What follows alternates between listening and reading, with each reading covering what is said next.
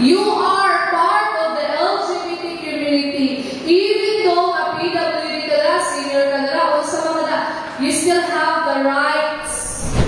Usa ka adlaw nga puno og pagtulun-an ang nahatag sa mga kalalakihan nga gikan sa LGU Panabo nga mga personahe sa Traffic Management Unit ug Civil Service Unit atol sa gipahigayon nga Men's Responsibilities on Gender and Development o Mr. God Orientation Seminar nga gipangunahan sa Population Management Unit sa City Health Office aron sa pagtuki sa mga isyu sa sexual reproductive health, fertility, family planning, lakip na ang angayan nga kadaghanon sa anak base sa ilang socio-economic, emotional ug psychological nga kapasidad. Ang akong nasabdan, dili lang dahil isip lang ko sa kalalaki, kundi dako pa dahil ko responsibilidad sa akong pamilya o sa katilingban. Dahil nasabdan ko sab nga ang gender dahil o ang sex is dili dahil pareha. Ang sex is gikan sa pagkatao, kung unsa gyud ka, mauni gyud ka. Ang gender, diha na nato mahibaw-an kung unsa imong pagkatao. So salamat kayo, nagpasalamat ko nako nga naka-appeal o naka-attend ko ni maong seminar. Kaya salamat.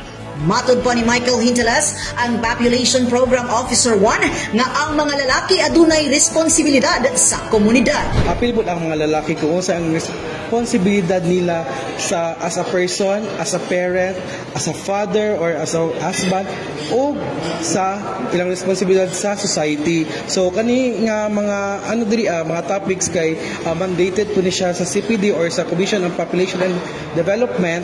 So importante kayo ni siya para ma-aware ang ato ang mga kalalakihan dili lang sa City Hall or mga empleyado sa City Hall o apil po itong mga barangay patrol BPAT members. Isip lalaki, ang akong responsibility as a husband sa akong pamilya is as a provider.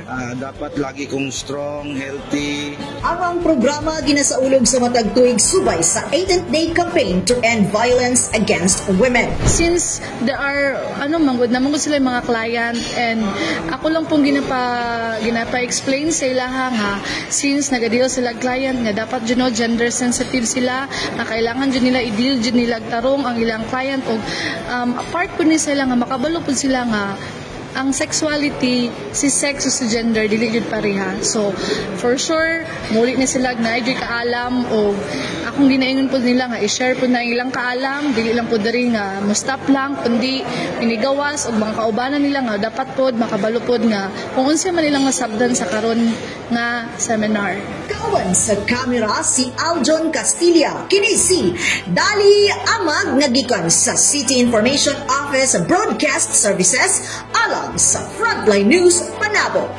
Importante, informed.